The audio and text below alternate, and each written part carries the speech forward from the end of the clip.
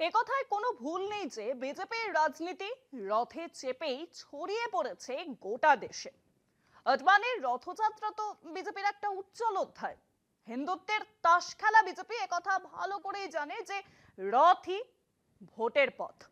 হ্যাঁ, কোচবিহার থেকে কুলটি রথযাত্রার মোড়কে এবার বাংলায় ভোট প্রচারের কৌশল নিয়েছে গেরুয়া শিবির। পয়লা ও দোসরা মার্চ ৯টি জেলা থেকে বেরিয়ে সব রথ কলকাতায় পৌঁছবে ১৫ই মার্চ।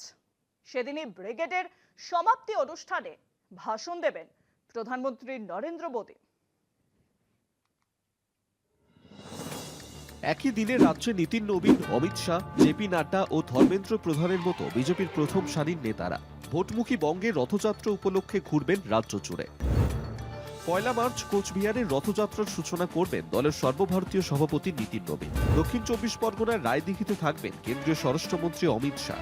কৃষ্ণনগরে কেন্দ্রীয় স্বাস্থ্যমন্ত্রী জেপি নাড্ডা, পশ্চিম মেদিনীপুরের গড়বেতায় কেন্দ্রীয় শিক্ষামন্ত্রী ধর্মেন্দ্র প্রধান ও পশ্চিম বর্ধমানের কুলটিতে হাজির থাকবেন কেন্দ্রীয় শিশু ও নারী উন্নয়ন মন্ত্রী অন্নপূর্ণা দেবী।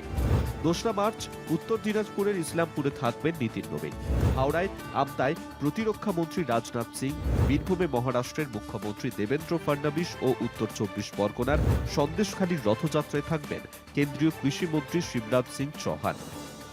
ভোটমুখী রাজ্যে বিজেপির রথযাত্রা নতুন নয়, এবার পশ্চিমবঙ্গেও ১৩ থেকে ১৪ দিন ধরে রাজ্যের বিভিন্ন প্রান্তে ঘুরে ভোটের প্রচার করবেন বিজেপির হেভিওয়েট নেতারা। ১৫ই মার্চ ব্রিগেডের সমাপ্তি অনুষ্ঠানে ভাষণ দেবেন প্রধানমন্ত্রী নরেন্দ্র মোদী। কলকাতা টিভি।